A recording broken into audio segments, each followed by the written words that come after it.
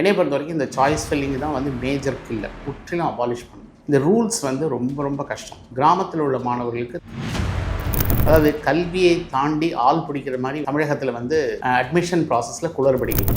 ஒரு பையன் நல்ல மார்க் வாங்கியிருந்தார், டாப்பர். ஆனால் ஒரு ப்ரைவேட் காலேஜுக்கு வந்து இதெல்லாம் ஒன்று கம்ப்யூட்டரில் வந்து இதை பண்ண தெரியாது அப்படின்னு சொல்லி அவங்க கூட்டிகிட்டு போய் ஸ்டான்ஃபோர்ட் மாதிரி ஒரு யூனிவர்சிட்டி எடுத்தீங்கன்னா அவங்க பெரிய பெரிய கம்பெனிஸ் உருவாக்குறாங்க. கூகுள் உருவாக்கினாங்க, லிங்க்டின் உருவாக்கினாங்க, நைக்கி உருவாக்கினாங்க. அது அங்கே கல்வி வந்து எங்கேயோ உலகத்தில் வேற ஒரு மூளைக்கு போயிட்டுருக்கு. நம்ம அவங்களுக்கு அடிமையாயிடுச்சு. இப்போ கல்வி, அரசியல் ப்ளஸ் சினிமா 3 சேர்ந்து வந்ததுனால இந்த சங்கமம் வந்து ரொம்ப கீழ் நோக்கி போயிட்டுருக்கோம். இதில் மாணவர்களுக்கான ஒரு எதிர்காலம் இந்த ஃப்ளக்சுவேஷன் அப்படிங்கிறது டெம்பரரி ஃப்ளக்சுவேஷன் எடுத்துக்கலாம். இல்லை இந்த ஃப்ளக்சுவேஷனுக்கு மிக முக்கிய காரணம் படித்து முடித்தவர்களுக்கு வேலை கிடைக்கலங்கிறது தெரியுது. இப்போ லாஸ்ட் கவர்மெண்ட் ஒரு இனிஷியேட்டிவ் எடுத்தாங்க. அப்போ அண்ணா பல்கலைக்கழகம் என்ன பண்ணிட்டு இருக்கு? இது கீழே தானே அந்த அஃபிலியேஷன் இருக்குது. அப்போ அந்த கல்லூரியில் நீங்கள் ரத்து செய்ய வேண்டியது தானே? ஏன் அந்த கல்லூரியில் வச்சு கொண்டாடிட்டு இருக்கீங்க? ஸ்டூடெண்ட்ஸுமே பிளேஸ்மெண்ட்டை மெயினாக பார்த்துட்டு தான் காலேஜஸ்.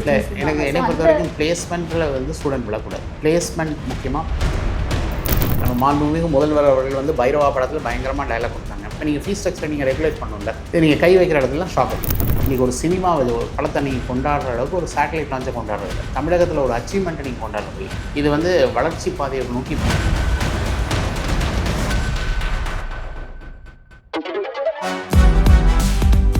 சூப்பரா இருக்கு. அம்மா, எனக்கு இதோட சீக்கிரம் தெரியும். Chocolate sweetened condensed milk from Milky Mist. Aachi Masala. எந்த சமையலும் ருசி தேடும் ரகசியம். 20 ரூபாய். தி டிபேட் நேயர்களுக்கு வணக்கம். இன்றைய சிறப்பு நேர்காணலில் நம்மோடு இணைந்திருப்பவர் கல்வியாளர் நெடுஞ்செழியன் அவர்கள். வாங்க பேசலாம். வணக்கம் சார். வணக்கம். ரீசெண்டாக இன்ஜினியரிங் கவுன்சிலிங் முடிஞ்சிருக்கு. அதில் 422 இன்ஜினியரிங் காலேஜஸில் கிட்டத்தட்ட 167, அதாவது 10% தான் வந்து சீட்ஸ் ஆக்குப்பை ஆகியிருக்கு.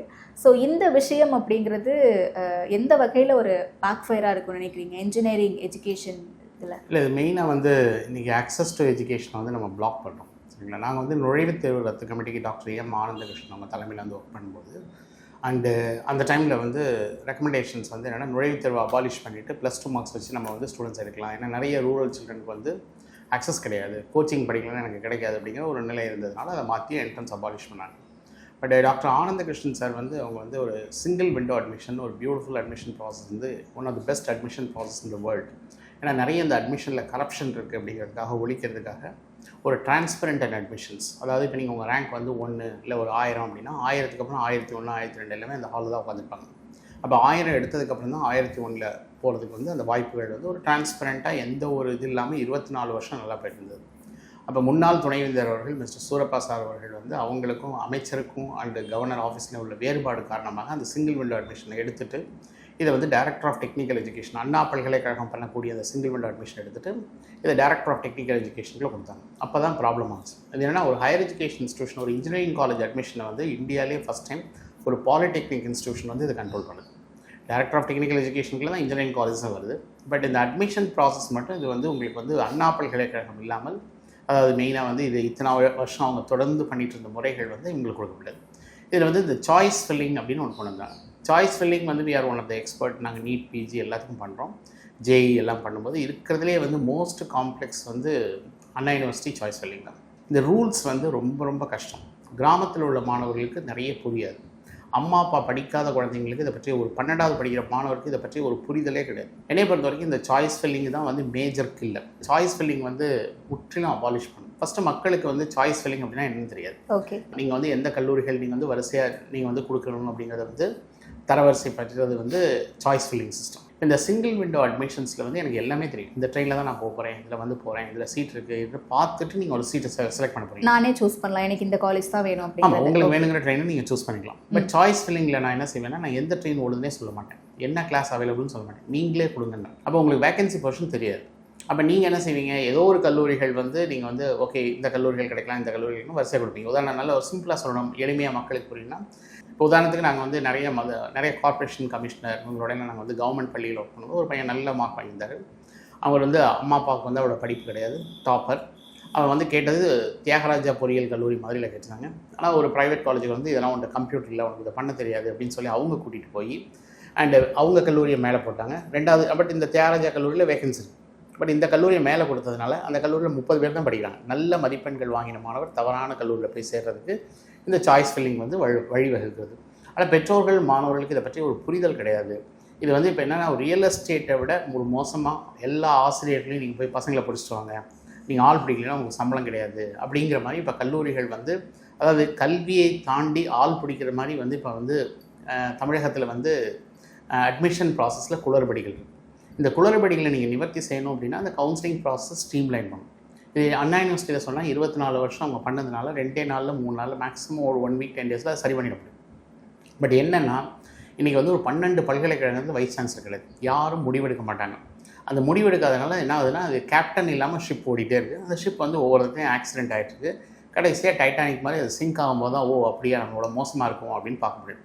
எல்லா இடத்துலையும் கவர்மெண்ட் காலேஜஸ் இருக்குது, கவர்மெண்ட் இன்ஸ்டிடியூஷன்ஸ் இருக்குது. அந்த இடத்துல வந்து அவங்கள வந்து சாய்ஸ் ஃபில்லிங் வந்து நீங்கள் வாங்க வரிசையாக உட்காருங்க, எப்படி அண்ணா பல்கலைக்கழகத்தில் பண்ணாங்களோ அதுக்கு ஒரு தனி பில்டிங்லாம் டெடிகேட் பண்ணி நிறைய வந்து பண்ணாங்க.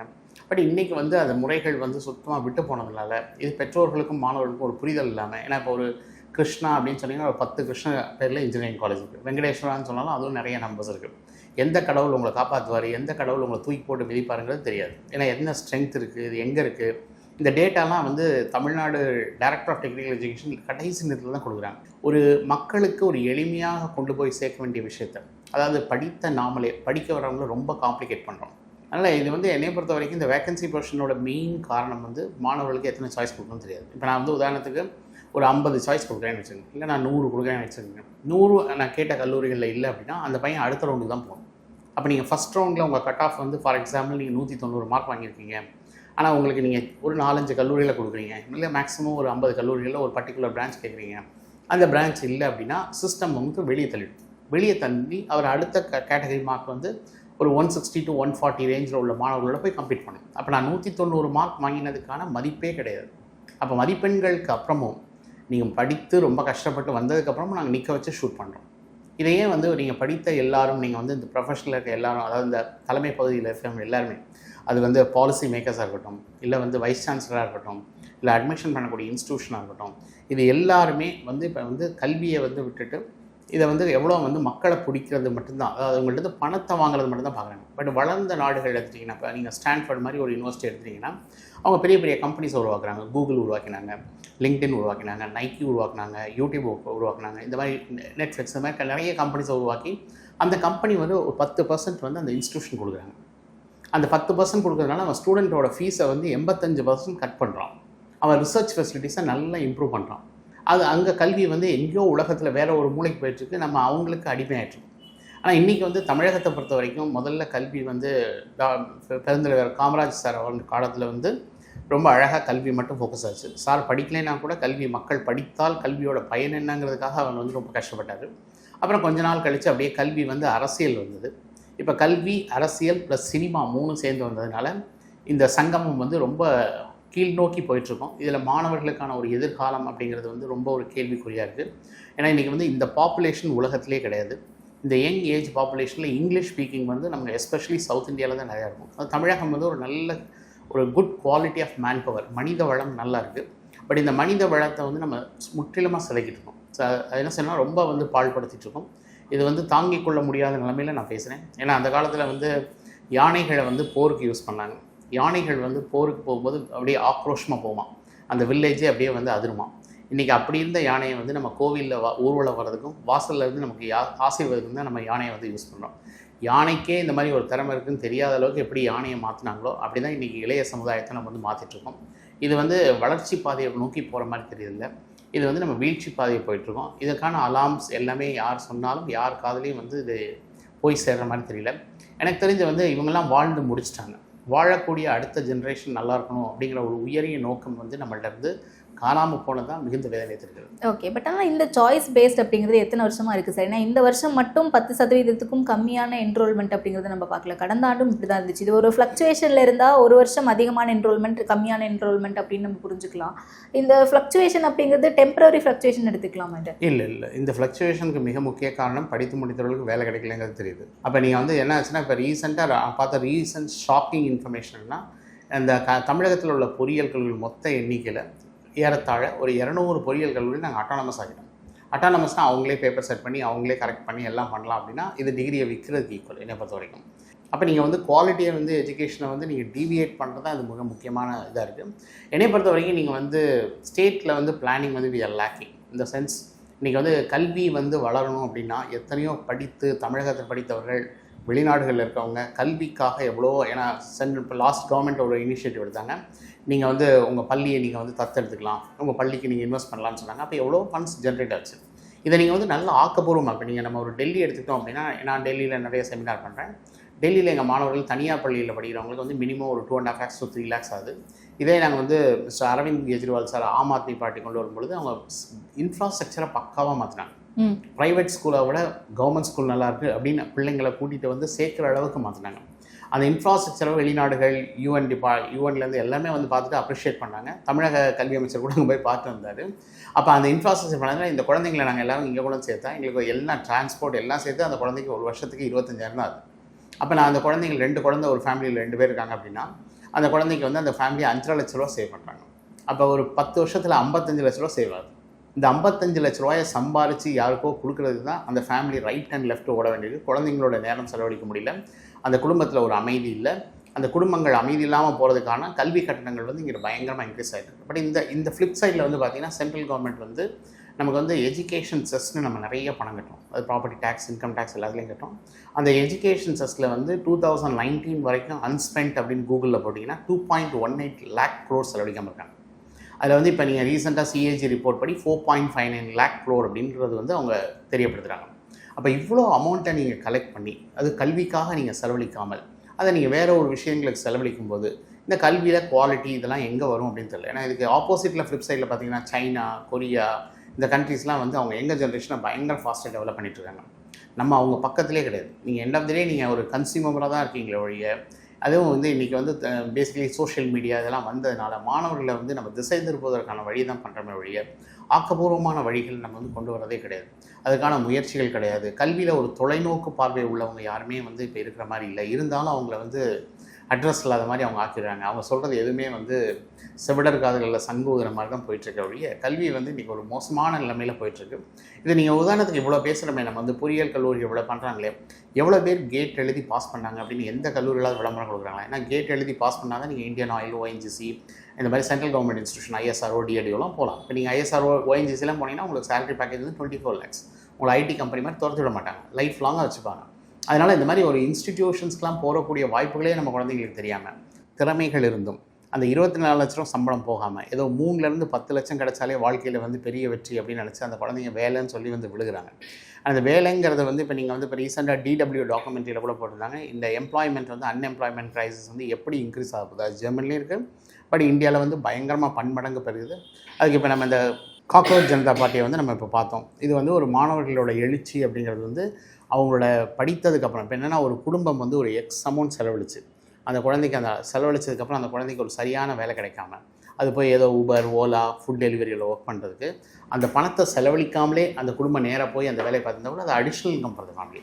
அப்போ நம்ம ஒரு குடும்பத்தை வந்து ஒரு கடன் சுமைக்குள்ளே அனுப்பி அந்த கடனை ஆனதுக்கப்புறம் அந்த குழந்தைய நீங்கள் சொசைட்டிக்குள்ளே விட்டிங்கன்னா ஆக்கப்பூர்வமாக விட அழிவுபூர்வமாக தான் அதிகமாக இருக்கும். அதான் இன்றைக்கி க்ரைம் ரேட் வந்து இன்க்ரீஸ் ஆகும். ஆனால் இன்னும் இது வந்து கிளிக்கிங் அட் டைம், நியூயார்க்கில் எப்படி கன்னை காமிச்சு பிடிங்கிட்டு போகிறாங்களோ அது முன்னில் பிடிங்கிட்டு போகிறதுக்கு ரொம்ப டைம் ஆகாது.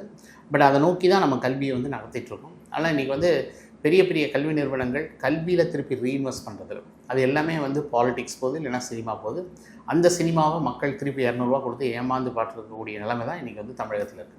ஓகே, இப்போ தமிழ்நாட்டில் இவ்வளோ இன்ஜினியரிங் காலேஜஸ் க்ரைசிஸ் வந்ததுக்கான ரீசன் என்னவா பார்க்குறீங்க சார்? காலேஜஸ் அதிகமாகிடுச்சுன்னு நினைக்கிறீங்களா? ஏன்னா மொத்தம் எத்தனை இன்ஜினியரிங் காலேஜஸ் தமிழ்நாட்டில் இருக்குது? ரீசெண்ட் டேஸில் அதிகமாக இருக்கிறத பார்க்குறோம். எத்தனை காலேஜஸ் இருக்குது? அதில் எத்தனை காலேஜஸ் கவுன்சிலிங்க்கு கவர்மெண்ட் கீழே வருது, லைக் அண்ணா யூனிவர்சிட்டி கீழே? இல்லை, கவர்மெண்ட் காலேஜஸோட பாப்புலேஷன் வந்து ஒரு 10% தரும். ஓகே, இப்போ நிறைய ஸ்டேட்டில் டிஸ்ட்ரிக்ட் ஃபுல்லாக எல்லாமே ஓப்பன் பண்ணி எல்லாமே வச்சுருக்காங்க. மெயினாக சொல்கிறது நீங்கள் நம்பர்ஸ் இன்க்ரீஸ் ஆகிறத பற்றி பிரச்சனை இல்லைங்க. எனக்கு வந்து குவாலிட்டி இம்ப்ரூவ் பண்ணணும். நீங்கள் வந்து இன்றைக்கி இந்த மாணவர்கள் வந்து உலகளாவிய வாய்ப்புகள் இருக்குது. ஏன்னா ஒரு கண்ட்ரியோட டெவலப்மெண்ட் அப்படிங்கிறது வந்து ஒரு இண்டிவிஜுவல் டெவலப்மெண்ட். அந்த இண்டிவிஜுவல் எப்படி படித்து அவர் சம்பாரித்து அந்த பணத்தை வச்சு அவர் வந்து எப்படி அந்த குடும்பத்தையும் அவரை சார்ந்த விஷயங்களையும் கூட்டிகிட்டு வர்றாருங்கிறது தான் வந்து இண்டிவிஜுவல் எக்கனாமிக்கல் டெவலப்மெண்ட். அது அவங்க ஜிடிபியோட டைரெக்டாக கனெக்டட்.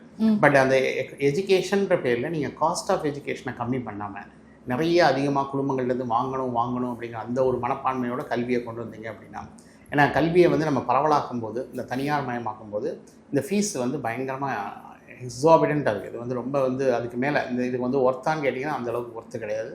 பட் ஒர்த்தாங்கிறது நீங்கள் இன்ஃப்ராஸ்ட்ரக்சர் க்ரியேட் பண்ணல, குவாலிட்டி ஃபேக்கல்ட்டி அப்பாயின்ட் பண்ணல, படித்த மாணவர்களே எங்கே அப்பாயின்ட் பண்ணுறீங்க, நிறைய இடத்துல ஃபேக்கல்ட்டியை வந்து ஒரே கல்லூரிகள் வந்து அப்படியே ரொட்டேட் பண்ணுறாங்க, நிறைய இடங்களில் குளறுபடிகள். அந்த கவர்ன் பண்ணுறதுக்கே அண்ணா பல்கலைக்கழகத்து கிடையாது, அதில் மேன் பவர் கிடையாது, யாரையும் கவர்மெண்ட் அப்பாயின்மெண்ட் ரொம்ப நடக்கல.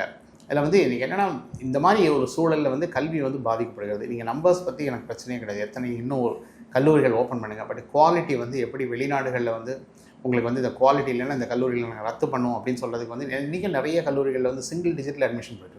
அதுதான் கேட்குறேன். அப்போ நம்பர்ஸ் இன்க்ரீஸ் பண்ணுறது பிரச்சனை இல்லை நீங்கள் சொல்கிறீங்களே சார். அப்போ இவ்வளோ காலேஜஸ் இருந்தும் ஏன் என்ரோல்மெண்ட் கம்மியாக இருக்குது காலேஜஸில், ஸ்டூடெண்ட்ஸுடைய என்ரோல்மெண்ட்? அப்போ இன்ஜினியரிங்கான டிமாண்ட் அப்படிங்கிறது ஸ்டூடெண்ட்ஸ் மத்தியில் இங்கே குறைஞ்சிக்கிட்டு இருக்கா, இல்லை இங்கே காலேஜஸ் வந்து குவாலிட்டியான எஜுகேஷன் கொடுக்கல அப்படிங்கிறதுக்காக அவங்க அஃபோர்ட் பண்ண மாட்டேங்கிறாங்க? இல்லை, இங்கே வந்து குவாலிட்டி ஆஃப் எஜுகேஷன் நீங்கள் கொடுக்கல. இன்றைக்கி வந்து அப்போ நம்பர்ஸ் இன்க்ரீஸ் ஆகி பெரிய யூஸ் இல்லை. இல்லை, நம்பர்ஸ் இன்க்ரீஸ் ஆனாலும் இது வந்து குளோபலில் உங்களை ஹோல்ட் பண்ணுற அளவுக்கு டிமாண்ட் இருக்குது. இப்போ நீங்கள் வந்து நீங்கள் கேட்கலாம், தமிழகத்தில் வந்து இப்போ இந்தியாவில் வந்து 5000க்கும் மேலே பொறியியல் கல்லூரிகள் இருக்குது. நிறைய கல்லூரிகள் இப்போ வந்து வருஷம் 6000 போய் இப்படி மூடிட்டே வந்து 5000 சம்திங் இருக்குது. தமிழகத்தையும் நிறைய கல்லூரிகள் வந்து இப்போ சிங்கிள் டிஜிட்டில் செமஸ்டர் வந்து படித்து பாஸ் பண்ணுறது கூட ஃபேக்கல்ட்டியே இல்லாத கல்லூரிகள் நிறைய இருக்குது. அப்போ அண்ணா பல்கலைக்கழகம் என்ன பண்ணிகிட்ருக்கு? இது கீழே தானே அந்த அஃபிலியேஷனாக இருக்குது. நீங்கள் அஃபிலியேஷனுக்கு நீங்கள் காசு வாங்குறீங்க, ஏன் வந்து இதில் ஆசிரியர்கள் இல்லை, ஏன் வந்து இந்த கல்லூரிகளில் சிங்கிள் டிஜிட்டில் போயிட்டுருக்கு, இல்லை மாணவர்கள் சேர்க்கை இல்லை, அப்போ அந்த கல்லூரியில் நீங்கள் ரத்து செய்ய வேண்டியதுதானே? ஏன் அந்த கல்லூரியில் வச்சு கொண்டாடிட்டு இருக்கீங்க? இந்த லிஸ்ட்டுக்குள்ளே ஏன் கொண்டு வரீங்க? அப்போ ஒரு குடும்பம் யாரை நம்பி வருது? ஏன்னா பள்ளியில் வந்து ஒரு அரசு பள்ளியில் படிக்கக்கூடிய மாணவர் 7.5 ரெசல்யூஷன் 7.5 இல்லைன்னா அவர் வந்து இந்த கல்லூரிகளில் தான் சேரணும். அந்த கல்லூரிகளுக்கு அவர் சேர்கிறதுக்கு பணம் வந்து அந்த குடும்பம் வந்து அவங்களோட வருமானத்துக்கு நிறைய அதிகமாக அவங்க வந்து செலவழிக்க வேண்டிய இடத்துல அவங்க போய் எங்கேயாவது கடனை வாங்கி என் குழந்தை படித்தா நல்லது, படித்தா வேலை கிடைக்கும் அப்படின்னா படித்தால் கிடைக்குங்கிறது தான் வந்து தமிழகத்தில் மனப்பான்மை இருந்ததுனால அவங்க வந்து இந்த மாதிரி எடுத்து போகும்பொழுது அந்த குழந்தைங்களுக்கு வந்து கல்வி இல்லாதப்ப அந்த பேரண்ட்டுக்கு வந்து முடிச்சதுக்கப்புறம் டிசப்பாயிண்ட் ஆகிறாங்க. போட்ட பணமெல்லாம் வேஸ்ட்டாக போச்சு, என் குழந்தை படித்து ஒரு உபயோகமே இல்லையே அப்படிங்கிற மாதிரி கல்லூரிகளை தவறாக தேர்ந்தெடுப்பதுக்கு திருப்பி வரீங்க அப்படின்னா சாய்ஸ் ஃபில்லிங் மெத்தட் தான். ஏன்னா இந்த கல்லூரியை தேர்ந்தெடுக்கும் போது அந்த குழந்தைக்கு அந்த இன்ஃபர்மேஷன் தெரியல. நீங்கள் ஒரு தடவை ஒரு கல்லூரி எடுத்துகிட்டா நீங்கள் அந்த கல்லூரி விட்டு வெளியே வர முடியாது. இதை ஏன் நீங்கள் வந்து இதுக்கோ நீங்கள் அரசுகள் விளம்பரங்கள் பண்ணுறாங்க, இதை தர நிர்ணயங்கள் வந்து பண்ணுறது, ரேங்கிங் இதெல்லாம் கொடுக்குறீங்க அப்படின்னா இந்த ரேங்கிங்கை என்னை பொறுத்த வரைக்கும் நீங்கள் சரியாக பண்ணுறதில்ல. அதுலேயும் ஏகப்பட்ட விஷயங்கள் சரியில்லை. ரேங்கிங்கும் இன்னும் பெருசாக ஒன்றும் இல்லை. அதில் என்ன பேராமீட்டர்னால் எத்தனை மாணவர்களுக்கு வேலை கிடைச்சது, எந்த சம்பளத்துக்கு வேலை போனாங்க, இந்த மாணவர்கள் எத்தனை ஆசிரியர்கள் பிஹெச்டி வாங்கியிருக்காங்க, எவ்வளோ பேர் வெளிநாடுகளில் படித்தாங்க, எவ்வளோ பேர் வந்து எத்தனை குழந்தைங்களுக்கு பிஹெச்டி டிகிரிக்கு கைட் பண்ணுறாங்க. இந்த மாதிரி ஒரு டேட்டா வந்து எந்த டேட்டா கொடுக்கணும் இன்றைக்கி. அதாவது நாங்கள் இன்ஃபர்மேஷன் வந்து இந்த டைமில் வந்து எக்ஸ்ப்ளோஷன் ஆஃப் இன்ஃபர்மேஷன் நிறைய வந்து தகவல் கொட்டிகிட்ருக்கு. பட் இதில் பேரண்ட்டுக்கும் ஸ்டூடெண்ட்டுக்கும் எந்த சரியான தகவலை சரியான தருணத்தில் பார்க்கணும் தெரியாது. அதுக்கு தான் இந்த சிங்கிள் விண்டோ அட்மிஷன் வந்து உடனடியாக கொண்டு வரணும். இந்த சிங்கிள் விண்டோ அட்மிஷன் நீங்கள் கொண்டு வராத வரைக்கும் மாணவர்களுக்கு வந்து திரையில் பார்க்கும்பொழுது இந்த கல்லூரியில் எத்தனை வேகன்சி இருக்குது, அப்போ யாருமே எடுக்கலை, இந்த கல்லூரியில் நான் சேர மாட்டேன் அப்படின்னு சேர மாட்டேன். இப்போ நீங்கள் அந்த டிஸ்பிளேயே காமிக்க மாட்டேங்கிறீங்க, நீங்களே கொடுங்கன்றீங்க. அதாவது ஒரு சிஸ்டத்தை எப்படி, அதாவது இன்றைக்கி கம்ப்யூட்டருங்கிற பேரில் நிறைய காம்ப்ளிகேஷன் தான் கொண்டு வரோம். எதையுமே நம்ம சிம்பிளிஃபை பண்ணலாம். சிம்பிளிஃபை பண்ணணும்னா நீங்கள் வந்து ரயில்வே டிக்கெட்டிங் மாதிரி சிம்பிளிஃபை பண்ணணும். Railway ticketing is a great example. யார் வேணாலும் இந்தியாவில் எந்த மூலையில் உட்காந்து எந்த ட்ரெயின் வேணாலும் புக் பண்ணலாங்கிறப்ப ஒரு கவுன்சிலிங் ப்ராசஸ்க்கு வந்து என்னென்ன வேகன்சி இருக்குங்கிறது லைவாக காமிக்க முடியல அப்படின்னா நீங்கள் தொழில்நுட்பத்தில் இன்னும் பக்கத்துலேயே வரலன்னு அர்த்தம். இப்போ நீங்கள் தொழில்நுட்பத்தில் நாங்கள் பயங்கரமாக இருக்கோம், பொறியியல் கல்லூரிலாம் பயங்கரமாக நாங்கள் பண்ணுறோம் அப்படின்னா ஏன் வந்து அண்ணா பல்கலைக்கழகமோ இல்லை டைரக்டர் ஆஃப் டெக்னிக்கல் எஜுகேஷனோ இல்லை யார் ரெஸ்பான்சிபிள் அத்தாரிட்டியோ இதை வந்து நீங்கள் வந்து ஏன் சைட்டில் வந்து காமிக்கலாமே? இந்த கல்லூரிகள் இத்தனை வேகன்சி இருக்குது, உங்களுக்கு வேணுங்கிறத எடுத்துக்கன்னா பையன் பார்ப்பான், இந்த இடத்துல ஸ்ட்ரென்த்தே போகல, இந்த காலேஜ் யாருமே செலக்ட் பண்ணா அந்த பக்கம் செலக்ட் பண்ணவே மாட்டான். அந்த தகவலை கூட கொடுக்க முடியாத தொழில்நுட்பத்தில் இருக்கிறவங்க தான் தொழில்நுட்ப கல்வியை வந்து கொடுக்குறீங்க. அப்போ அந்த தொழில்நுட்ப கல்வி வந்து எவ்வளோ ஐசியூவில் இருக்குதுன்னு பார்க்க வேண்டியது. கரெக்டாக இல்லையா? மெயினாக வந்து என்னை பொறுத்த வரைக்கும் வந்து இதில் வந்து பாலிசி லெவலில் நிறைய வேக்கம் இருக்குது. இது வந்து நம்ம பொதுமக்களை ஏமாத்துறோம். பொதுமக்களை வந்து என்ன செய்யணும்னா பணங்கிற பேரில் கல்வியில் வந்து நிறைய சம்பாதிக்கணுங்கிறதுக்காக நம்ம வந்து குவாலிட்டி ஆஃப் எஜுகேஷன் கொண்டு வரதில்லை.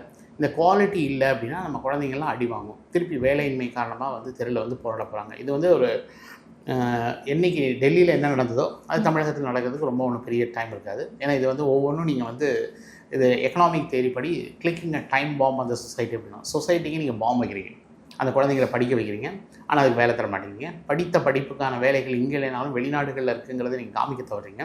வெளிநாடுகளில் அந்த குழந்தை போனால் கல்வியின் தரம் வந்து நல்லா உயர்ந்திருக்கணும். அந்த நாடுகள் இந்த குழந்தைங்களை விரும்பி தேடி வரணும். இப்போ நீங்கள் உதாரணத்துக்கு எடுத்துங்க, நீட் எடுத்துட்டீங்க அப்படின்னா நீட் வரும்போது மெரிட்டே காம்ப்ரமைஸ் பண்ண மாட்டோம்னு சொன்னாங்க. பட் நீட் வந்து கம்ப்ளீட்லி வந்து இன்றைக்கி நம்பர் 1 ஃப்ராடு வந்து எஜுகேஷனில், அதான் நீட் தான் நம்பர் 1 ஃப்ராடு. ஏன்னா இன்றைக்கி வந்து போன வருஷம் டீம்டு யூனிவர்சிட்டிஸோட ஃபீஸ் வந்து 28 லட்சம் இருந்தது, இந்த வருஷம் 8 லட்ச ரூபா இன்க்ரீஸ் ஆயிருக்கு. அப்போ 8 லட்ச ரூபா ஒரு வருஷத்தில் வந்து இந்த அளவுக்கு இன்ஃப்ளேஷன் இன்க்ரீஸ் ஆகலை, எதுவுமே இன்க்ரீஸ் ஆகலை. இப்போ இந்த அளவுக்கு ஃபீஸ் இன்க்ரீஸ் ஆகுது அப்படின்னா பணம் உள்ளவர்கள் நிறைய வந்து குழந்தைங்களை மெடிசன் அப்படின்னு சேர்க்குறாங்களே ஒழிய அந்த மெடிக்கல் டெக்னாலஜிஸ் வந்து கம்ப்ளீட்டாக வந்து இன்றைக்கி மெடிசன் வராமல். ஏன்னா இப்போ ஒருத்தர் ஹார்ட் அட்டாக் வருதுன்னா 5 வருஷத்துக்கு முன்னாடியே கண்டுபிடிச்சிடலாம். அப்போ அந்த பேஷண்ட் வந்து அவர் ரெடி ஆகிடுவார். எனக்கு ஹார்ட் அட்டாக் வருதுன்னா அவர் லைஃப் ஸ்டைல் மாடிஃபிகேஷனுக்கு வந்துடுவார். பட் நீட் கொண்டு வரும்போது மெரிட்டை காம்ப்ரமைஸ் பண்ண மாட்டோம்னு சொன்னாங்க. நான் ஒரு 600 மார்க் வாங்கியிருக்கேன். என்னோட கம்யூனிட்டியோட கட் ஆஃப் வந்து 600, நான் 599 தான் வாங்கியிருக்கேன். அப்படின்னா எனக்கு வந்து நான் அடுத்த கவர்மெண்ட் காலேஜில் சீட் கிடைக்கலனா government and self financing college, aided self financing காலேஜில் போய் நான் வந்து கோட்டாவில் சேரணும். அந்த ப்ரைவேட் காலேஜஸில் போனால் இங்கே வந்து எனக்கு சப்போஸ் ஒரு 20,000க்குள்ளே ஃபீஸ் முடியுதுன்னா அங்கே போய் நான் 4.5 லட்ச ரூபா அஃபிஷியலாக கொடுக்கணும். அன்அஃபிஷியலாக ஒவ்வொரு கல்லூரியிலும் ஒவ்வொரு அமௌண்ட் வாங்குறாங்க. அந்த பணம் இல்லைன்னா நான் சீட்டு விட்டு கொடுக்கணும். அப்போ மெரிட் வந்து காம்ப்ரமைஸ் ஆகுது. அப்போ நான் படித்து மாணவர்கள் மதிப்பெண்கள் வாழதுக்கப்புறம் பணம் இல்லைன்னா நீ வராதுன்னு சொல்கிற அளவுக்கு இருந்ததுன்னா, இதே சிஎம்சி வெள்ளூர் ஒரு 58,000 தான் ஃபீஸ் வாங்குறாங்க. அண்ட் சிஎம்சி வந்து பேசிக்கலி அவங்க மேனேஜ்மெண்ட் கோட்டா, செல்ஃப் ஃபைனான்சிங் எல்லாமே வந்து நான் 58,000 வாங்குறாங்கன்னா அப்போ ஏன் நீங்கள் ஃபீஸை ரெகுலேட் பண்ண முடியல? நம்ம மாண்புமிகு முதல்வர் அவர்கள் வந்து பைரவா படத்தில் பயங்கரமாக டைலாக் கொடுத்தாங்க. அது உண்மையிலே சினிமா தானா? இப்போ நீங்கள் ஃபீஸ் ஸ்ட்ரக்சரை நீங்கள் ரெகுலேட் பண்ணணும்ல. இப்போ நீங்கள் வந்து ஒரு பணம் இல்லைங்கிறதுக்காக அந்த குழந்தை வந்து மெரிட்டை வந்து காம்ப்ரமைஸ் ஆகுது. அப்போ என்னையை பொறுத்த வரைக்கும் வந்து அரசியலுக்கு அப்பாற்பட்டு எதிர்கால சந்ததியினர் நல்லா இருக்கணுங்கிறதுக்கு வந்து அண்ட் தமிழக முதல்வர்களும் சரி எல்லாமே சரி இந்த குழந்தைங்களுக்கு வந்து இந்த மணி அப்படிங்கிறத வந்து ஏன்னா இது ரொம்ப டேஞ்சரஸ் ஜோன். இது சினிமாவில் வேணால் நம்ம ஸ்கிரிப்ட் எழுதி பண்ணிடலாம், பட் ரியாலிட்டியில் ரொம்ப கஷ்டம். இது நீங்கள் கை வைக்கிற இடத்துலலாம் ஷாக் அடிக்கும். ஓகே. ஆனால் பட் ஃபினான்ஷியல் பேசிஸில் வரும்போது இப்போ ஒரு காலேஜில் கிட்டத்தட்ட ஒரு 10 பேர் தான் சேர்ந்துருக்காங்க, அதுக்கு மேலே மாணவர்கள் சேர்க்கை எங்கே கிடையாது இந்த கவுன்சிலிங் பேசிஸில் அப்படின்னும் போது அந்த காலேஜ் எப்படி சார் ரன் ஆகுது? ஃபேக்கல்ட்டி இருக்க மாட்டாங்களா? அது இன்ஃப்ராஸ்ட்ரக்சர் பிரச்சனை இருக்கும். நீங்கள் சொன்ன மாதிரி ப்ராக்டிக்கல் தான் இன்ஜினியரிங்கை பொறுத்த வரைக்கும் பேசிக்கான ஒரு விஷயம். ஸோ எல்லாமே ப்ராக்டிக்கலாக தான் இருக்கும் தியரிட்டிக்கலை விட. ஸோ இந்த ப்ராக்டிக்கலுக்கான எக்யூப்மெண்ட்ஸ் இதெல்லாமே இருக்குல்ல சார், இதெல்லாம் பார்க்கணும்ல? இல்லை, இதெல்லாமே வந்து அவுடேட்டடாக இருக்குது. இப்போ நீங்கள் வந்து ஹார்வர்ட் பல்கலைக்கழகத்தில் வந்து ஒரு ப்ரொஃபஸர் டேவிட் மெலன் இருக்கார். அவர் வந்து கம்ப்யூட்டர் சயின்ஸ் CS50ங்கிறது ஃப்ரீயாக சொல்லித்தரார். ஆர்டிஃபிஷியல் இன்டெலிஜென்ஸ் ஃப்ரீயாக சொல்லித்தரார். அவர்கிட்ட வந்து உலகம் முழுவதும் 75 லட்சம் பேர் படிக்கிறாங்க. பட் இதே ஐஐடி மெட்ராஸில் வந்து உங்களுக்கு வந்து 3.5 லட்சம் வாங்கி சொல்லித்தராங்க. இப்போ நீங்கள் ஹார்வர்ட் பெஸ்ட்டாக ஐஐடி மெட்ராஸ் பெஸ்ட்டானா ஹார்வர்ட் தெரியாத வரைக்கும் நமக்கு ஐஐடி மெட்ராஸ் பெஸ்ட். அது மாதிரி நான் என் ஊர்லேருந்து எனக்கு பார்க்கும்போது இந்த பொறியியல் கல்லூரி தான் தெரியும். எனக்கு இந்தியாவில் இருக்க பெஸ்ட்டு கல்லூரிகள் தெரியாது. அதனால் நீங்கள் பக்கத்தில் கொண்டு வந்து என் குழந்தை இங்கே சேர்த்தா போதும் அப்படிங்கிற மேக்ஸிமம் நம்ம மெஜாரிட்டி ஆஃப் த பாப்புலேஷன் தமிழ்நாட்டில் ஏதோ ஒரு இடத்துல படித்தா போதும் அப்படிங்கிறது தான் இருக்காங்களே ஒழிய பட் தமிழ்நாட்டுக்குள்ளே இந்த கல்வியில் வந்து எவ்வளோ வந்து நம்ம தரம் தாழ்ந்து போயிருக்கு. மாணவர்களுக்கு வந்து நீங்கள் கேட்ட மாதிரி இன்ஃப்ராஸ்ட்ரக்சர் கிடையாது. இதெல்லாம் நாங்கள் என்றைக்கோ இன்வெஸ்ட் பண்ண இன்ஃப்ராஸ்ட்ரக்சர். இதை ஏன் அண்ணா பல்கலைக்கழகம் ஒவ்வொரு வருஷமும் நீங்கள் இவ்வளோ ஃபீஸ் கலெக்ட் பண்ணுறீங்க? இதில் வந்து இத்தனை பர்சன்டேஜ் நீங்கள் எத்தனை எக்யூப்மெண்ட்ஸ் வாங்கணும், புதுசாக நீங்கள் எதாவது பண்ணணும், டெக்னாலஜிக்கல் ஓரியன்டாக நீங்கள் என்னெல்லாம் அப்கிரேட் பண்ணியிருக்கீங்க. இது ஏஐசிடி மேண்டேட்டரி டிஸ்க்ளோஷர்னு இருக்குது. எந்த கல்லூரியிலும் போடுறதில்ல. பட் மகாராஷ்டிராவில் நீங்கள் கல்லூரிகளில் கவுன்சிலிங் போகணுன்னா கம்பல்சரி அந்த மேண்டேட்டரி டிஸ்க்ளோஷர் போகணும். எங்கள் கல்லூரியில் எத்தனை ஸ்டாஃப் இருக்காங்க, எவ்வளோ பேருக்கு நாங்கள் எவ்வளோ சம்பளம் கொடுக்குறோம், எல்லாத்தையும் டிஸ்க்ளோஸ் பண்ணோம். எப்படி ரன் பண்ணுறாங்க? அந்த ஃபினான்ஷியல் கிரைசிஸ் ஒன்று வந்துடும்ல அந்த காலேஜஸ், எப்படி ரன் பண்ணுறாங்க? 100% ஃபைனான்ஷியல் கிரைசிஸ் இருக்கும். பட் இது வந்து அவங்க அப்படியே விட்டுருவாங்க. இது வந்து இருக்கிற வரைக்கும் வரட்டும். வந்து வேலை பார்க்குறவங்க யாரும் ஆளே இல்லைன்னா கூட ஒரு 2-3 ஃபேக்கல்ட்டியை வச்சு இவரே எல்லா சப்ஜெக்டையும் சொல்லித்தர சொல்லி முடிச்சிடுவாங்க. இது மாணவர்களுக்கு தெரியாது. மாணவர் அங்கே லாக் ஆகிட்டார், அங்கேருந்து வெளியே வர முடியாது. ஆனால் அவர் போன இடத்துல என்ன கிடைக்குதோ அதுதான் அவரோட எஜுகேஷன் என்வாயன்மெண்ட். அவர் இன்னும் பெஸ்ட் என்வாயன்மெண்ட்டை பார்க்கல. அதனால் இந்த மாணவர்களுக்கு வந்து என்ன நடக்குதுன்னு கூட தெரியாது. இல்லை, இப்போ காலேஜ் ரேங்கிங்ஸ் பற்றி பேசுனீங்க. இன்ஜினியரிங் காலேஜஸ்க்கு என்ன பேசிஸ்ல ஏஐசிடியோ இல்லை ரேங்கிங்கே ஹம்பக்குங்க. இப்போ நீங்கள் வந்து பார்த்தீங்கன்னா ஐஐடி மெட்ராஸ் நம்பர் 1 அப்படி இப்படின்னு போட்டு எல்லாம் போட்டு பிட்ஸ் பிளானியே வந்து 20 வச்சுருக்காங்க. பிட்ஸுக்கு முன்னாடி அண்ணா யூனிவர்சிட்டி இருக்குது, விஐடி இருக்குது, SRM இருக்குது. அப்படின்னா இது வெளிநாட்டுக்காரங்களில் நான் ஒரு இன்டர்நேஷ்னல் குவாலிட்டி அக்ரெடிட்டேஷன் கான்ஃபரன்ஸில் அவங்க கிளின்னு கிளிக்கிறாங்க. என்ன கேட்குறாங்கன்னா, எப்படிங்க நீங்கள் வந்து பிட்ஸ் பிளானியை 20 வச்சுருக்கீங்க, அது வந்து 1900 இருக்குது. இப்போ புதுசாக வந்த இன்ஸ்டியூஷன்லாம் நீங்கள் முன்னாடி வச்சுருக்கீங்க. அண்ட் இன்டேக் வால்யூமும் வந்து பார்த்திங்கன்னா ஒரு சில கல்லூரிகள் வந்து 20,000-30,000 பேர் எடுக்கிறாங்க. நீங்கள் பிட்ஸில் மொத்தமாகவே சேர்த்து 2,200 தான், 3 கேம்பஸ் சேர்த்து. ஐஐடியில் 5,000 பேர் தான். ஈவன் உலகத்திலே பெஸ்ட்டு ஸ்டான்ஃபோர்ட் எடுத்திங்கன்னா கூட 10,000க்குள்ளே தான் படிக்கிறாங்க. நீங்கள் எப்படிங்க 30,000 20,000லாம் தரீங்க அப்படின்னு கேட்குறாங்க. இது யாருமே ஓப்பன் பண்ண மாட்டேங்கிறாங்க. என்னை பொறுத்த வரைக்கும் இந்தியாவில் எஜுகேஷன் வந்து இட்ஸ் ரன்ஸ் லைக் கம்ப்ளீட்டாக குவாலிட்டி போயிடுச்சு. அண்ட் அதில் அக்சஸும் போயிடுச்சு. பணம் உள்ளவங்க தான் இன்றைக்கி வந்து ஒரு கல்லூரிகளில் வர முடியும். பணம் இல்லைன்னா நீங்கள் உள்ளே வர முடியாதுங்கிற ஒரு சூழலை க்ரியேட் பண்ணியிருக்காங்க. 7.5 ரிசர்வேஷன் ஓரளவுக்கு காம்ப்ளிமெண்ட் பண்ணாலும் அந்த இடத்துல குவாலிட்டி கிடையாது. நீங்கள் எஜுகேஷனில் வர்ற பணங்கள் வந்து திருப்பி எஜுகேஷனில் ரீஇன்வெஸ்ட் ஆகுதில்லை.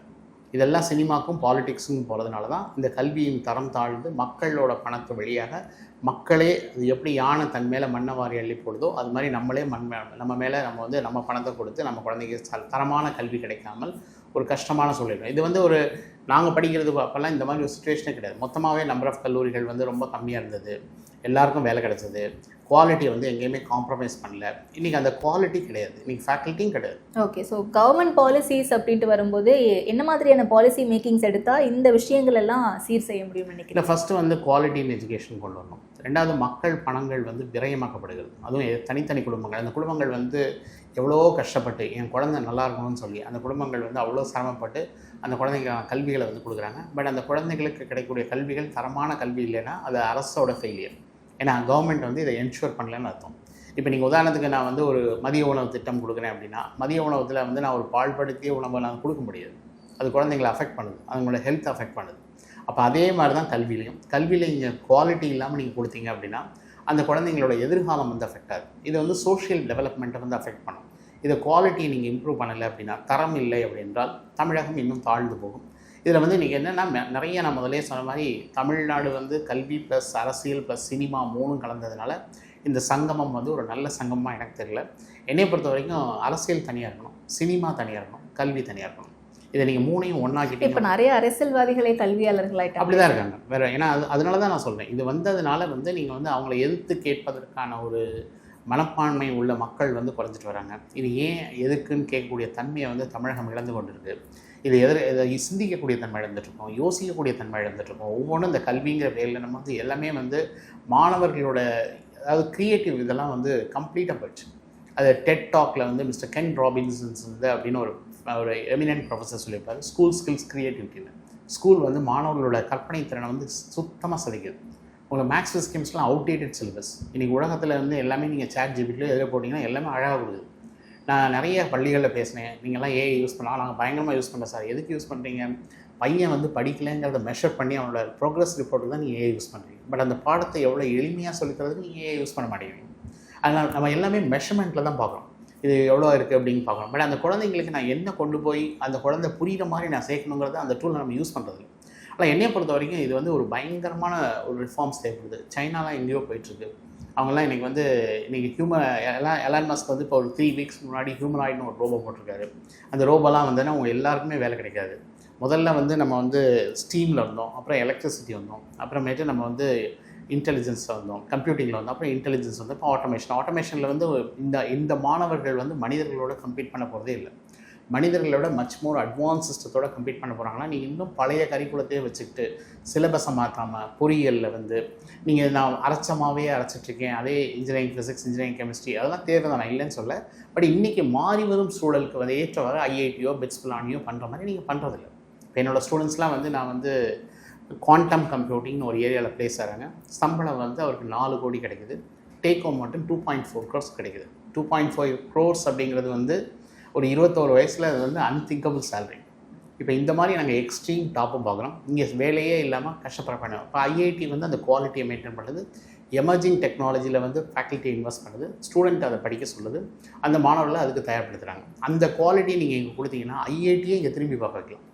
நீங்கள் ஐஐடியில் போய் படிக்கணும்னு அவசியம் கிடையாது. ஐஐடியோட குவாலிட்டியை நீங்கள் இன்னும் அபரிதமாக பண்ணலாம். அதனால் அந்த குவாலிட்டியை நீங்கள் கொண்டு வராது தான் மெயின் ரீசனே ஒழிய இது கல்வியை சார்ந்தது கிடையாது. அந்த குவாலிட்டி ஃபேக்டர்ஸ் எங்கெல்லாம் நமக்கு வந்து குறுக்கீடுகள் இருக்குன்னா அதுக்குள்ள அரசியல் இருக்குது. இதில் வந்து இன்றைக்கி நிறைய மெஜாரிட்டி ஆஃப் த ஃபேக்கல்ட்டி வந்து பார்த்திங்கன்னா பொலிட்டிக்கல் அப்பாயிண்டீஸ் தான்.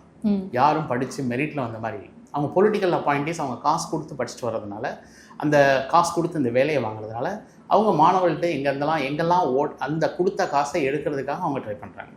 பட் இது எல்லாமே வந்து இந்த துறைகள் சார்ந்த விஷயங்களை வந்து நீங்கள் அலசி ஆராய்ந்து இதை பண்ணணும் அப்படின்னா அது பெரிய டாஸ்க். அப்படி இல்லையா, நீங்கள் ஒரு யாட் ஸ்டிக் வைங்க, இந்த ப்ரொஃபஸர் இதை வந்து மீட் பண்ணலையா, இந்த ப்ரொஃபஸர் இதை கொண்டு வந்து இந்த குழந்தைங்களுக்கு ஒரு அழகாக டெலிவர் பண்ணலையா, அவரை வெளியே அனுப்புங்க. அப்படி நீங்கள் ஏதாவது ஒரு சிஸ்டம் கொண்டு வாங்க, அவருக்கு ஒரு ரேட்டிங் கொடுங்க. இல்லை அப்படி நம்ம யோசிச்சோன்னா இங்கே இன்னைக்கு ப்ராப்பர் இன்ஃப்ராஸ்ட்ரக்சர் இல்லாமல் ப்ராப்பர் ஃபேக்கல்ட்டிஸ் இல்லாமல் இருக்கக்கூடிய காலேஜஸை கவர்மெண்ட் மூடணும் அப்படின்ற ஒரு சுச்சுவேஷனும் இருக்குது. அண்ட் அப்படி இருக்க காலேஜஸ்க்கு எப்படி இவங்க ப்ராப்பராக அண்ணா யூனிவர்சிட்டி அஃபிலியேஷன் கீழே அப்ரூவல் கொடுக்குறாங்க அப்படின்றது நம்ம இங்கிலீஷ் சொல்கிறேன். இது கரப்ஷன். இது education corruption is number 1 corruption in the world. இந்த எஸ்பெஷலி நம்ம தான் அதில் புது இனோவேஷன்லாம் கண்டுபிடிச்சிருக்கோம். இந்த எஜுகேஷன் கரப்ஷனுங்கிறது வந்து டீப் ரூட்டாக போச்சுன்னா சொசைட்டியை நீங்கள் இம்பேக்ட் பண்ணுறீங்க. தமிழ் சமுதாயம் வளர விடாமல் நீங்கள் வந்து அதை வந்து தடுக்கிறீங்க. அது தமிழ் சமுதாயம் வளர விடாமல் தடுக்கிறதுக்கு நம்மளே தான் நம்ம மேலே மண்ணள்ளி போடுற வழியை இந்த குவாலிட்டி ஆஃப் எஜுகேஷனை கொண்டு வச்சு அந்த காலத்தில் பெருந்தலைவர் காமராஜர் அவர்கள் வந்து ஒவ்வொரு இண்டஸ்ட்ரியாக போய் நீங்கள் கல்வி நிறுவனங்களை ஆரம்பிங்க முதல்ல போய் அப்படி தான் தியாகராஜ இன்ஜினியரிங் காலேஜ் இருந்தது. ராஜபாளையத்தில் அப்படி தான் பிஎஸ்சி குமாரசாமி ராஜா காலேஜ் வந்துச்சு. அது மாதிரி ஒவ்வொருத்தரையும் அவர் கெஞ்சி கூப்பிட்டு நீங்கள் பண்ணுங்கள், கல்வியை ஒன்று பண்ணுங்கள் அப்படின்னு சொல்லி அவங்க பெரிய இண்டஸ்ட்ரி. ஏன்னா அந்த ஃபிலாந்தெரபிஸ்ட் வந்து கொடுக்கக்கூடிய விஷயங்களும் அவங்க பணம் இதில் சம்பாதிக்கணும்னு இல்லை, வேறு ஒரு இதில் சம்பாதிச்சுட்டு இருக்காங்க. ஆனால் இந்த கல்வி வந்து மக்களுக்கு போகட்டும், இதனால் மக்கள் கல்வி பெற்று பயன்பெறட்டும் அப்படிங்கிறதுக்காக அவர் சொன்னாருங்கிறதுக்காக எல்லாம் பண்ணாங்க. இப்போ அந்த நிலைமை மாறி கல்வி நான் ஓப்பன் பண்ணேன்னா எனக்கு நிறைய ப்ராஃபிட் இருக்குது, நான் இதை ஒரு பிஸ்னஸாக பார்க்குறதுனால இன்றைக்கி சொசைட்டல் டெவலப்மெண்ட் ஆக மாட்டேங்குது. ஆனால் என்னை பொறுத்த வரைக்கும் நீங்கள் வந்து இதில் வந்து ஒரு தரம் கொண்டு வரணும்னா நீங்கள் ஒரு யார்ட் ஸ்டிக்கை வைக்க வேண்டியிருக்கும். அதில் வெவ்வேறு பேராமீட்டர்ஸ் நீங்கள் பார்க்க வேண்டியிருக்கும். இந்த பெரிய டீம் வச்சு நீங்கள் டிபேட் பண்ணி என்னெல்லாம் பேராமீட்டர்ஸ் வச்சா நம்ம இந்த கல்வியை குவாலிட்டியாக கொண்டு வரலாம். இந்த குவாலிட்டி கொண்டு வந்தீங்கன்னா இங்கே மட்டும் இல்லை, இந்த மாணவர்கள் உலக சந்தையில் இப்போ நான் வந்து குவைத்தில் எடுக்கிறேன். குவைத்தில் வந்து 2020 22 22,000 பொறியியல் வந்து அவங்களுக்கு வந்து வேலை போச்சு. ஏன்னா டிகிரி வந்து அது அவங்களுக்கு வந்து குவாலிட்டி இல்லை அப்படின்னு சொல்லி அவங்கள வந்து வேலை விட்டுறாங்க. ஒய்ஃபுக்கு தெரியாது, அப்பா குழந்தைக்கு தெரியாது, அப்பா லோ லெவல் ஜாப் எடுத்து கஷ்டப்படுறாரு.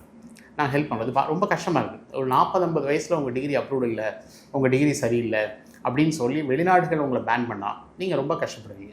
இன்னொன்று வந்து நீங்கள் கல்வியை வந்து வியாபாரமாக எதுக்காக அண்ணா பல்கலைக்கழகம் இவ்வளோ கல்லூரிகளை அட்டானமஸ் பண்ணாங்க? 200 கல்லூரிகிட்ட இப்போ ஏற்றால. அந்த காலத்தில் எனக்கு தெரிஞ்சு ஒரு 8 கல்லூரிகள் இருந்தது. இப்போ 200 கல்லூரிகளை அட்டானமஸ் பண்ணியிருக்காங்க. இதில் வைஸ் சான்சலர் கிடையாது. இந்த மாதிரிலாம் நடக்கும் பொழுது இதை யாருமே கேள்வி கேட்குறதுக்கு ஆள் இல்லை. இப்படி நடக்குதா அப்படிங்கிறது வந்து நமக்கு வந்து இந்த கவுன்சிலிங் வரும்போது தான் இவ்வளோ நமக்கு தெரியுது. இந்த தரவுகள் இது எந்த இடத்துலையும் வந்து அண்ணா பல்கலைக்கழகம் அஃபிஷியலாக கொடுக்குறதே இல்லை, ஏன்னா வைஸ் சான்சலர் இல்லை. அப்போ நான் வந்து என்ன செய்கிறேன்னா, இது வந்து இன்றைக்கி அரசியல் மெயினாக அந்த பொலிட்டிக்கல் கரப்ஷனில் வந்து நீங்கள் கரப்ஷனை ஒழிக்கணும் அப்படின்னா ஃபஸ்ட்டு கல்வியிலேருந்து நீங்கள் ஸ்டார்ட் பண்ணணும். கல்வியில் வந்து இருக்கக்கூடிய விஷயங்கள் ஏன்னா ஃபீஸ் ஸ்ட்ரக்சர்லேருந்து எல்லாத்தையும் நீங்கள் ரெகுலேட் பண்ணணும். இந்த ரெகுலேட் பண்ணி அதுக்கும் தாண்டி மக்கள் வந்து பணங்கள் வந்து நிறைய செலவழிக்கப்படுது. அதாவது எண்ட் ஆஃப் த டே நீங்கள் மக்களுக்கு எவ்வளோ பணத்தை நீங்கள் சேவ் பண்ணி தரீங்களோ அதுதான் அந்த கவர்மெண்ட்டோட கவர்னன்ஸோட ரியல் அச்சீவ்மெண்ட். அதில் வந்து அதை சேவ் பண்ணி குறைந்த செலவில் அந்த குழந்தை படிச்சுட்டு அந்த குடும்பங்கள் இன்வெஸ்ட் பண்ணக்கூடிய கல்விக்காக நான் சொல்கிறது வந்து நிறைய கம்மியாக இன்வெஸ்ட் பண்ணி அந்த குடும்பத்துக்கு அந்த குழந்தை வாயிலாக ஒரு பன்மடங்கு அட்லீஸ்ட் ஒரு 10x or 100x அந்த குழந்தை சம்பாரித்து கொடுத்ததுன்னா அதுதான் வளர்ச்சி. அந்த தனி குடும்பத்தோட வளர்ச்சி தான் தமிழ்நாட்டின் ஒட்டுமொத்த வளர்ச்சி. இது மாதிரி பல லட்ச குடும்பங்களை நம்ம வந்து மேம்படுத்த முடியும். இந்த குழந்தைங்க நல்ல கல்வி கொடுத்தீங்கன்னா அவங்க வெளிநாடுகளில் போய் நமக்கு நல்லா வேலை பார்த்து அவங்க இந்த சமுதாயத்தை திருப்பி மேலே கொண்டு வருவாங்க. அவங்க எல்லாருமே இப்போ நீங்கள் தமிழ்நாட்டில் படித்து வெளிநாட்டில் இருக்க சிறந்த மாணவர்கள்லாம் அவங்க வந்து அவங்க பள்ளிக்கோ இல்லை அவங்களுக்கு இது பண்ணுறதுக்கோ ரெடியாக இருக்காங்க. இதை நீங்கள் யூஸ் பண்ண மாட்டேங்கிறீங்க. போன கவர்மெண்ட் கொஞ்சம் அட்டம் பண்ணாங்க, பட் இன்னும் இந்த கவர்மெண்ட்டில் எவ்வளோ பண்ணலாம். சரி, இன்றைக்கி கவர்மெண்ட்டில் நான் பார்க்குற வரைக்கும் இந்த ஒரு 100 நாள் ஆட்சியில் நான் பார்த்த வரைக்கும் அடுத்தவங்களை ப்ளேம் பண்ணுறது தான் நம்ம பண்ணிகிட்ருக்கோம் வழியே ஆக்கப்பூர்வமான விஷயங்களை நோக்கி நம்ம மூவ் பண்ணுற மாதிரி அதுக்கான ஒரு தடயம் கூட தெரியல. ஆனால் இது நம்ம வந்து இவங்களையும் திட்டுறதுனாலையோ இது பண்ணுறதுனாலையோ நமக்கு கிடைக்கக்கூடிய இந்த பொன்னான நேரத்தை இழந்துட்டுருக்கோங்கிறத வந்து கூட நம்ம அறியாமையில் வந்து அந்த அளவுக்கு தான் நம்ம வந்து கல்வி தளத்தில் இருக்கோம். இன்னொன்று வந்து இன்றைக்கி அமைச்சர்களுக்கும் வந்து என்னை பொறுத்த வரைக்கும் நான் வந்து அவங்களுக்கு ஒரு பெரிய விஷன் கிடையாது. அதாவது இந்த கல்வியை வந்து நான் எப்படி கொண்டு போகணும், இதை மாதிரி என்ன மாதிரி கொண்டு போகணும் அப்படிங்கிறது வந்து விஷன் கிடையாமல் இது வந்து யாரையும் வந்து கரெக்டான பீப்புளை வந்து மீட் பண்ணாமல் இன்ஃபர்மேஷன் கேட்காம நம்ம வந்து இது வந்து சும்மா அப்படியே ஏதோ நம்ம அந்த ட்ரெயினில் ஏறட்டும், ட்ரெயின் எங்கே கூட்டிகிட்டு போய் இறக்கி விட்டால் போதும் அந்த பயணத்தோட பண்ணினோம் அப்படின்னா இந்த ஜேர்னியை வந்து நான் எப்படி இன்னும் பியூட்டிஃபுல் ஆக்கலாம், இந்த ஜேர்னியை எப்படி நான் இன்ட்ரெஸ்டிங் ஆக்கலாம், என் மூலமாக வரக்கூடிய அந்த குழந்தைங்களை எப்படி இன்னும் ஒரு உயர்ந்த நிலை கொண்டு போகலாம் அப்படிங்கிற ஒரு சீரிய சிந்தனைகள் இல்லாத ஒரு சூழல் தான் இன்றைக்கி நான் தமிழகத்தில் தென்படுது. என்னை பொறுத்த வரைக்கும் அரசியலுக்கு அப்பாற்பட்டு மக்கள் வந்து ஒரு நல்ல வாய்ப்பை கொடுத்துருக்காங்க. இந்த இடத்துல வந்து நான் வந்து கல்வியை எப்படி சீரமைத்து எப்படி மக்களை வந்து ஒரு நல்ல வழிக்கு நான் கொண்டு போனால் அதுதான் எந்த அரசாங்கமாக இருந்தாலும். ஏன்னா இன்றைக்கி ஆம் ஆத்மி பார்ட்டியோட பெரிய சக்ஸஸே வந்து அந்த மோலா கிளினிக் வந்து ஓப்பன் பண்ணது, அண்ட் அதுக்கப்புறம் வந்து ஸ்கூல் எஜுகேஷன் நல்லா ரிஃபார்ம் பண்ணது, இதெல்லாம் நீங்கள் பண்ணி கொடுத்தாலே கல்வி வந்து உச்சத்துக்கு போகும். பட் ஏன்னா அவர் மிஸ்டர் அரவிந்த் கெஜ்ரிவால் வந்து அவர் ஐஐடியில் படித்ததுனால கல்வியை வந்து எடுத்தார். நீங்கள் கல்வியை எடுத்து நல்லா பண்ணார். நீங்கள் அது மாதிரி வந்து இன்றைக்கி வந்து அந்த மாதிரி ஒரு விஷனரி லீடர்ஸ் அவங்க வந்து யாருமே இப்போ கிடையாது. இன்றைக்கி எல்லாருமே வந்து ஒரு தலைவரை வந்து வாழ்த்துறது தான் முக்கியத்துவம் காமிக்கிறாங்களுடைய எனக்கு தரப்பட்ட ஒரு பொறுப்புக்கு இந்த பொறுப்புக்கு நான் என்ன பண்ணுறேன், இந்த பொறுப்புக்கு நான் நல்லது பண்ணுறதுனால என் தலைவருக்கு பேர் கிடைக்குங்கிற அந்த ஒரு எண்ணங்கள் இல்லைங்கிறதான் வந்து மிக வருந்தத்தக்க விஷயமா இருக்குது. ஓகே, ஒரே ஒரு நிறைவான கேள்வி. நம்ம கவர்மெண்ட் சரியாக அதை ப்ராப்பராக பாலிசி மேக்கிங் இல்லை அப்படின்னு பல விஷயங்கள் பேசணும், சாய்ஸ் பேஸ்டு விஷயம் பேசணும், அண்ட் கவுன்சிலிங் அப்படின்ட்டு வரும்போது நிறைய விஷயங்கள் இருக்குது. பட் எண்ட் ஆஃப் த டே இது பிளேஸ்மெண்ட்டில் தான் வந்து முடியுது. எம்ப்ளாய்மெண்ட் ரேஷியோ இங்கே கம்மியாக இருக்குது இன்ஜினியரிங் காலேஜஸ்லேருந்து வெளியே போகிற ஸ்டூடெண்ட்ஸ்க்கு அப்படின்ட்டு. பட் பிளேஸ்மெண்ட்டுன்னு வரும்போது அங்கே இருக்கக்கூடிய கம்பெனிஸ் எப்படி இந்த காலேஜஸை சூஸ் பண்ணுறாங்க? இவ்வளோ குவாலிட்டி இல்லைன்னு தெரிஞ்சோம். Like on what basis they're choosing the college? HR corruption ஆனது பிக் கரப்ஷன். இந்த ஹெச்ஆர் மேனேஜர் வந்து நீங்கள் ஒரு கல்லூரியில் போய் இப்போ நீங்கள் எனக்கு தெரிஞ்ச வரைக்கும் நான் ஒரு ஹெச்ஆர் மேனேஜர்கிட்ட சொல்லும்போது அவர் என்ன சொல்கிறேன்னா, நான் இந்த கல்லூரியில் வந்து ஒரு 500 பேர் எடுத்தேன் அப்படின்னா எனக்கு ஒரு ஃப்ளாட் வாங்கி தராங்க, இல்லை எனக்கு நான் என்ன கார் கேட்குறோம் எனக்கு வாங்கி தராங்க, இல்லை நான் என்ன ரொக்கம் கேட்குறோங்களோ அதை வாங்கி தராங்க அப்படிங்கிறாங்க. இது ஒரு ஹெச்ஆர் மேனேஜர் சொல்கிறார். அந்த இது வந்து ஏன்னா டெக்னிக்கல் வந்து சும்மா இன்டர்வியூ பண்ணிட்டு போயிடுவாங்க, ஹெச்ஆர் தான் வந்து உள்ள எடுக்கிறாங்க. பட் தேங்க்ஸ் டு ஏஐ இப்போ ஐபிஎம்லாம் ஹெச்ஆரை ரீப்ளேஸ் பண்ணி ஏஐ போட்டுருச்சு. இப்போ ஏஐ தான் ரெக்ரூட் பண்ணுது. இப்போ நீங்கள் ஏஐ ரெக்ரூட் பண்ணும்போது இனிமேல் அதனோட சாதக பாதங்கள் உங்களுக்கு தெரியும். ஏன்னா கம்பெனிஸே இப்போ ரொம்ப கிளியர் ஆகிட்டாங்க. ஏன்னா கம்பெனியும் வந்து இப்போ ரெவன்யூலாம் டிப் ஆகுது, எல்லாம் டெக்னாலஜிஸை யூஸ் பண்ணுறாங்க. இந்த மாறி வரும் தொழில்நுட்பங்களை புரிந்து கொள்ள முடியாத கல்வியை தான் நம்ம கொடுத்துருக்கோம். ஓகே, ஏன்னா ஸ்டூடெண்ட்ஸுமே பிளேஸ்மெண்ட்டை மெயினாக பார்த்துட்டு தான் காலேஜஸ் எனக்கு என்னை பொறுத்த வரைக்கும் பிளேஸ்மெண்ட்டில் வந்து ஸ்டூடெண்ட் விடக்கூடாது. ஓகே, பிளேஸ்மெண்ட் முக்கியமாக, பேக்கேஜ் முக்கியமாக எனக்கு பேக்கேஜ் தான் முக்கியம். நான் இப்போ கல்விக்காக ஒரு 20 லட்ச ரூபா செலவழிச்சு ஒரு 5 லட்ச ரூபா பிளேஸ்மெண்ட் போனேன்னா அந்த 5லேருந்து 20 லட்சம் பிடிக்கவே எனக்கு 20 வருஷம் ஆகும். நீங்கள் எவ்வளோ இன்வெஸ்ட் பண்ணுறீங்க, எவ்வளோ ரிட்டர்ன் ஆஃப் இன்வெஸ்ட்மெண்ட் வருதுன்னு பார்க்கணும். இப்போ நான் வந்து உதாரணத்துக்கு நான் ரொம்ப கம்மியாக கவர்மெண்ட் காலேஜஸில் வந்து எனக்கு மொத்தமாகவே செலவு வந்து 2 லட்ச ரூபாய்க்குள்ள முடியுது 4 வருஷத்துக்கு அப்படின்னு வச்சுக்கோங்களேன். நான் 2 லட்ச ரூபா போட்டு என்னோடய சேலரி வந்து 20 லட்ச ரூபா இருந்ததுன்னா ஒர்க் ஸ்பெண்டிங், இல்லைனா அது செலவழிக்கிறதே வேஸ்ட். என்னை பொறுத்த வரைக்கும் நான் அப்படி தான் பார்க்குறேன். நான் நிறைய ஸ்டூடெண்ட்ஸை வந்து பல்வேறு துறைகள் அனுப்புகிறோம். நாங்கள் என்னை பொறுத்த வரைக்கும் ஒவ்வொரு குழந்தையும் யூனிக். எல்லாரையும் ஒரே தொழிலில் இது போய் படி அப்படின்னு சொல்ல முடியாது, சொல்லவும் கூடாது. நாங்கள் எல்லா எக்ஸாமும் எழுத வர்றோம், வாங்கினதுக்கப்புறம் நாங்கள் ரிஜெக்ட் பண்ணுறோம். அப்படி எழுதும்போது அந்த குழந்தைங்களுக்கு அத்தனை வெற்றிகள் கிடைச்சதுன்னா அந்த குழந்தைக்கு கிடைக்கிற சந்தோஷம், நான் கவர்மெண்ட் காலேஜ் மட்டும்தான் சொல்கிறோம், இவ்வளோ கிடைக்குது அப்படின்னு அந்த குழந்தைங்களுக்கு சந்தோஷம் கிடைக்குது. இவ்வளோ அட்மிஷன் வாங்கினாங்கன்னா அந்த குழந்தை எங்கே சித்தாலும் நல்லா படிக்குது.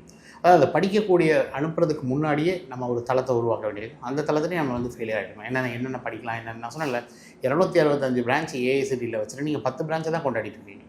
இன்னும் நிறைய இப்போ இன்னைக்கு நான் சொன்ன மெட்டலர்ஜியில் இங்கே கிடையவே கிடையாது. மெட்டலர்ஜி மொத்தம் கவர்மெண்ட் காலேஜ் தான் இருக்குது.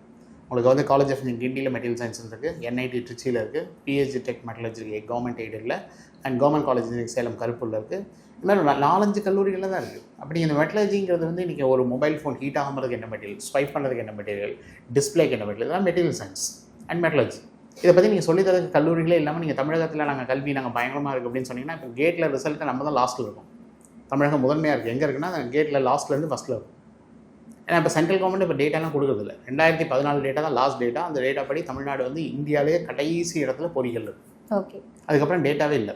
அதனால் வந்து பொறியியல் வந்து தரம் தாழ்ந்து போயிட்டுருக்கு. இதில் வந்து அதுலேயே சர்டிஃபிகேஷன் கோர்சஸ்லாம் நிறைய கொடுக்குறாங்களே சார், 1 இயரில் 2 இயர்ஸில் 6 மந்த்ஸில் அந்த மாதிரி. அதெல்லாம் வேஸ்ட்டு. நீங்கள் வந்து என்பிடிஎல்னு ஒரு சைட் இருக்குது, national program and technology enable learning வந்து 25 வருஷமாக இருக்குது. நீங்கள் வெளியே போய் சர்டிஃபிகேட் படிக்கிறது, நீங்கள் ஐஐடியிலே படிச்சு போயிடலாம். ஐஐடி 1000 ரூபாய்க்கு சர்டிஃபிகேட் தருது.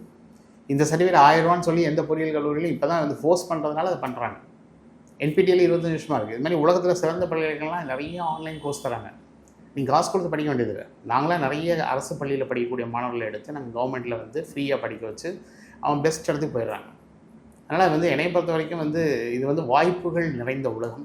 வாய்ப்புகளை நீங்கள் வந்து பார்க்க தவறுறீங்க. ரெண்டாவது, இன்றைக்கி நிறைய டிஸ்ட்ராக்ஷன் இருக்குது. நான் மீடியாவில் வந்து நான் எஜுகேஷனை வந்து லாஸ்ட் ப்ரையாரிட்டியில் வச்சு சினிமாவையும் பாலிடிக்ஸை நான் ஃபஸ்ட் ப்ரையாரிட்டியில் வச்சுருக்கும்போது கல்வி வந்து பின்னோக்கி தள்ளப்படுகிறது. மாணவர்களுக்கும் பெற்றோர்களுக்கும் போதிய தகவல்கள் கிடையாது. அவங்க வாழ்க்கையில் முன்னேறுவதற்கான கல்வியில் உள்ள சாத்தியக்கூறுகள், வழிகள், என்னங்க படிக்கலாம், எங்கே வந்து இந்த கல்லூரிகள் இருக்குது, ஒரு கல்லூரிகளை எப்படி தேர்ந்தெடுப்பதுன்னு இன்றைக்கி வந்து நம்ம எல்லா காட்சி ஊடகங்களில் வந்து மிகைப்படுத்தி காமிக்கப்படுறதே கிடையாது. தகவல்களே பெற்றோர்கள் தெரியாமல் தான் இந்த இடத்துல ட்ராவல் பண்ணுறாங்க. இன்றைக்கி ஒரு சினிமா படத்தை நீங்கள் கொண்டாடுற அளவுக்கு ஒரு சேட்டலைட் லான்ச்சை கொண்டாடுறதில்ல. தமிழகத்தில் ஒரு அச்சீவ்மெண்ட்டை நீங்கள் கொண்டாடுறதில்ல. இப்போ எனக்கு தெரிஞ்ச ஒரு பேசிக்கலி ஒருத்தவங்க மிஸ் வனிதா ரெங்கராஜன் ஒரு மேடம் வந்து என்ஐடி ட்ரிச்சியில் படிச்சுட்டு யூனிவர்சிட்டி ஆஃப் டெக்ஸஸ் அட் ஆஸ்டினில் பண்ணி she is the first South Indian woman to won Oscar award even before mister Rahman, mister Resul Pookutty. இப்படி ஒருத்தவங்க வின் பண்ணாங்களே தெரியாது. நம்ம ஊடகங்கள் நம்ம கொடுக்கவே இல்லை. அப்போ ஒரு பெண் வந்து உலக அளவில் ஒரு அனிமேஷன் மூவியில் வந்து ஒரு சாதனை பண்ணியிருக்காங்க. இன்றைக்கி பெங்களூரில் 300 பேரை வச்சு ஒர்க் பண்ணுறாங்க. இந்த மாதிரி விஷயங்கள் கொண்டாடப்படுறதில்லை. ஆனால் ஒருத்தர் அடித்தாலோ, ஒருத்தர் வந்து ஏதோ ஒரு க்ரைம் நடந்தாலோ, இல்லை எதெல்லாம் கொண்டாடக்கூடாதோ அதான் நம்ம இன்றைக்கி கொண்டாடிட்டு இருக்கோம். எதை நம்ம கொண்டாடணுமோ அதை விட்டுருக்கோம். அதனால் என்னை பொறுத்த வரைக்கும் இது வந்து மெயினாக வந்து எல்லாரோட role, society as a whole role. மக்கள் எதை பார்க்கணும், எதை வந்து பார்த்தா எது அவங்க வாழ்க்கை முன்னேறுவதற்கான ஒரு வழி இருக்குது அப்படிங்கிறத வந்து நம்ம பார்க்க தவறிட்டு இருக்கோங்கிறது வந்து மிகுந்த வருத்தத்துக்கு. ஓகே, ஸோ இவ்வளோ நேரம் கேட்ட எல்லா கேள்விகளுக்கும் தெளிவான விளக்கங்களை கொடுத்தீங்க. நேரத்திற்கு ரொம்ப நன்றி. நன்றி. வாய்ப்புக்கு நன்றி. நேயர்களுக்கும் நன்றி.